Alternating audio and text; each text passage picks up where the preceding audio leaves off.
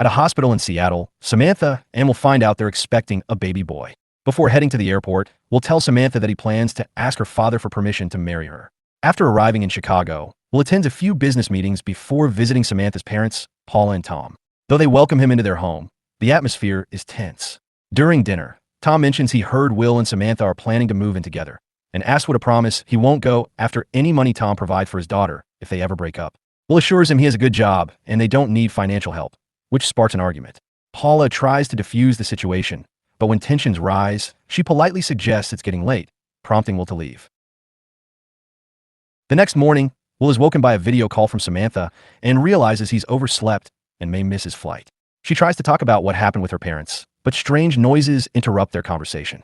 Samantha mentions a power outage and says she feels something is seriously wrong. Suddenly, the screen glitches and the call cuts off. Will attempts to call her back, but there's no response. On the way to the airport, he keeps trying without luck. When he arrives, he's shocked to learn that all flights have been canceled. News reports mention large seismic disturbances off the coast of Southern California, but then the broadcast loses contact with their LA office. Soon after, more reports confirm that the entire western U.S. is suffering from power and communication blackouts. Then, the airport itself loses power. Will leaves the airport and sees widespread panic. He pays a taxi driver extra to return to the city. On the drive back, he keeps calling Samantha, but still gets no answer. He returns to Paula's building, takes the stairs since the elevator is out, and tells her and Tom about his last conversation with Samantha. They all notice fighter jets flying overhead. The couple is packing to leave. Tom says he's going to find Samantha, and Paula will go to their son's place. Will decides to accompany Tom. Once on the road, they're stuck in gridlock as people try to flee the city. With GPS and cell networks down, chaos unfolds. People loot stores for supplies. They stop at a supermarket. Tom goes in for groceries while fuel's up. A woman flirts with him, but after he rejects her, her friends become aggressive. Just as they're about to vandalize the car, Tom intervenes, pretending to offer money. Instead, he pulls out a gun, scaring them off. As they drive away, Will expresses concern that Tom never mentioned he was armed. Tom points out that the gun prevented them from losing everything. Later, traffic worsens and the military blocks the road. Tom approaches the soldiers, explains their situation, and they let the car through out of sympathy. They soon pass a train loaded with military equipment heading west, increasing their concern about the seriousness of the crisis. That evening, they're pulled over by what appears to be a police officer. Will gets out to talk, but Tom immediately realizes the man is an imposter and yells for Will to return. The fake cop opens fire, so Tom throws the car into reverse, ramming the fake police vehicle. Will jumps in, and they flee while the gunman misses a shot. The attacker chases them in the police car. Tom tells Will to load the gun. The imposter crashes into their rear, and Tom struggles to keep control of the car. When the attacker pulls alongside them, Will fumbles with the weapon, and Tom has to walk him through loading it properly. The two vehicles continue to collide as Will finally manages to shoot, but misses. Tom spots an abandoned car up ahead and maneuvers their car in a way that causes the fake cop to crash into it, finally ending the pursuit. Moments later, a group of deer suddenly appears on the road, forcing Tom to swerve. Their car veers off the road and crashes into a tree at the bottom of a hill. This gives the fake cop a chance to catch up. He approaches, aiming his gun at Will and demanding he get out. But Tom ambushes the man from behind, beating him until he loses consciousness. Tom then tells Will he's pretty sure he's broken some ribs. They take the police car and use it to tow Tom's damaged vehicle. The following day, they reach a trailer park where the locals eye them suspiciously. At a repair shop, they meet a mechanic named Ricky, who agrees to take a look at the car. The radio reports that all communication is down except for local ham radios and shortwave frequencies. The government is silent, and no one knows what's really going on. As reports of people crying for help are heard over the broadcast, they notice strange bird behavior in the sky. In private, Tom checks the large, painful bruise on his side. Ricky later tells him she can patch up the car temporarily, but warns that it won't last long. When Tom learns she was planning to head to California, he proposes a deal. He'll pay her to join them on the trip, and in return, she can keep fixing the car when it inevitably breaks down. After some negotiation, she agrees, asking for more money. Before setting off, they load up Ricky's tools. That evening, they notice another car following them, so they pull over and turn off the lights. Once the vehicle passes, they trail it by its taillights. Ricky checks her compass and sees the needle spinning erratically. Suddenly, another car appears in their lane. Will swerves to avoid it, and it crashes into the vehicle they were following, sending both off the road. Will checks one of the wrecks, but finds no survivors. Ricky examines the other and discovers a dead woman. The woman's husband is alive, but barely able to speak. Ricky and Will suggest taking him to a hospital, but Tom refuses, saying it's too far and the man wouldn't survive the trip anyway.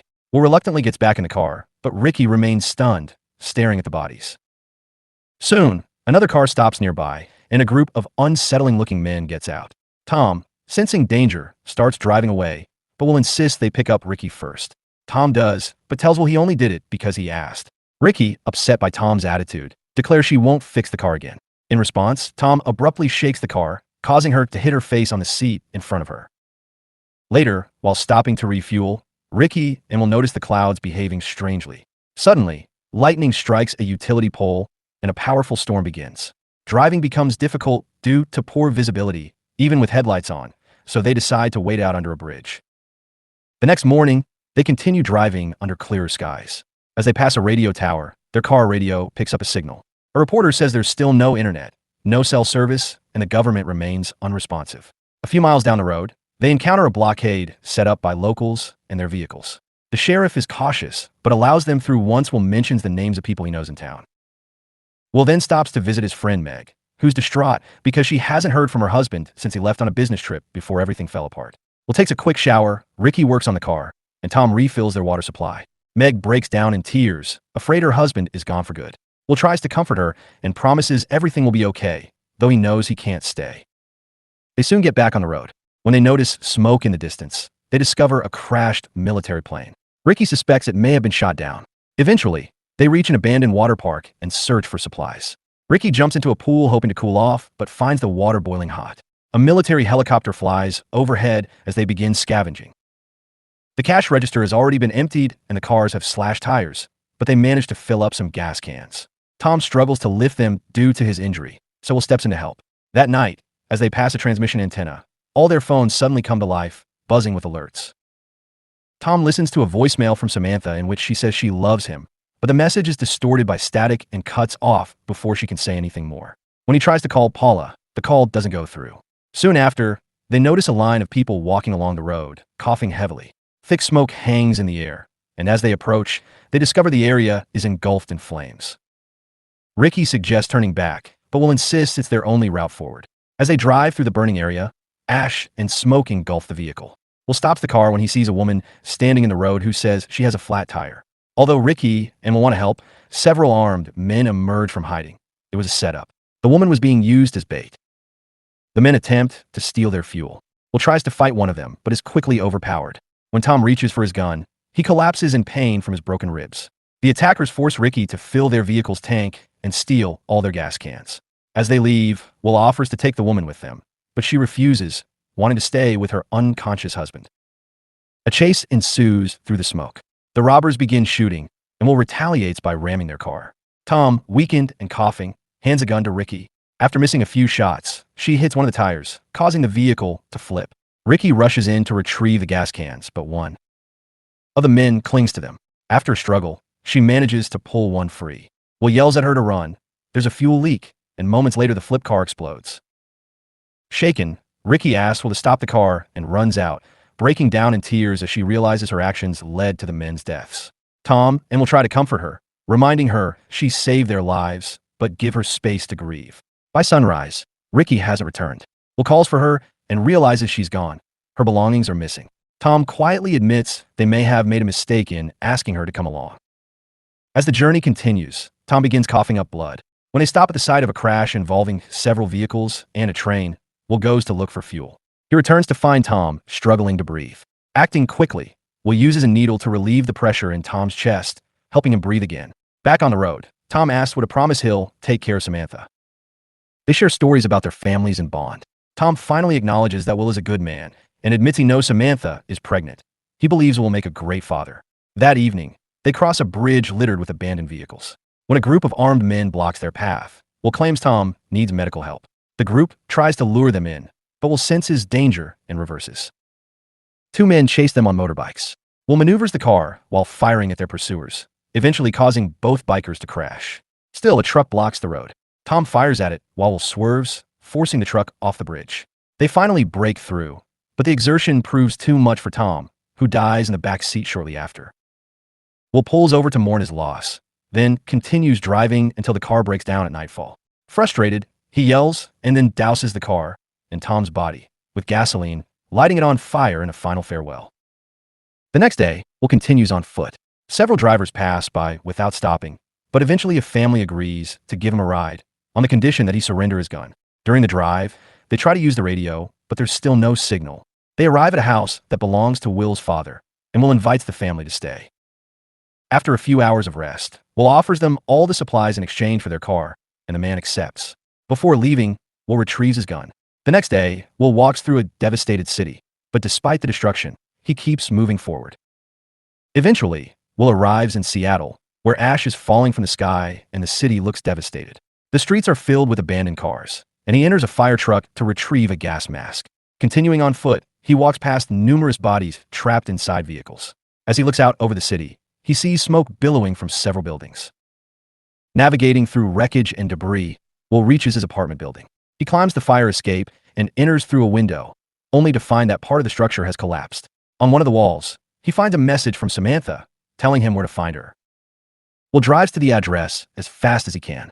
Upon arrival, he's met by Jeremiah, who greets him with a gun, until Samantha intervenes and runs to embrace Will. After things calm down, Will tells Samantha about her father's passing, explaining that Tom only made it as far as he did because of his determination to protect her. That night, Will is woken by a strange rumbling sound. Stepping outside, he sees the northern lights shimmering in the sky. Samantha and Jeremiah are drinking by a campfire, so he joins them. They talk about what happened to the city, how it was hit by what officials claimed was an earthquake, and how the authorities evacuated people just in time. Jeremiah, however, suspects something more sinister. He believes a nuclear bomb struck the coast and that a virus disabled the power grid before anyone could respond. Will is skeptical, but Jeremiah's paranoia grows worse when he asks to see Will's gun. Later, Samantha privately tells Will that she doesn't believe Jeremiah's theory either, and the two share an intimate moment. Later, Will catches Jeremiah inspecting his car. The next morning, Jeremiah apologizes for his behavior, blaming it on the alcohol. When Will confronts him about the car, Jeremiah claims he was checking on it because he saw two kids trying to steal from it. Supposedly, they ran off into the woods, so the two men go looking, but only find deer. Back at the house, Will tells Jeremiah that he and Samantha are leaving and invites him to come along. Jeremiah insists that Samantha wants to stay, then suddenly turns with his gun drawn, only for Will to shoot him first. Moments later, a massive dark storm cloud begins sweeping toward the area. Will rushes to get Samantha, and the two flee in the car as the terrifying cloud chases them. Together, they race down the road, desperate to outrun the approaching storm and survive whatever comes next.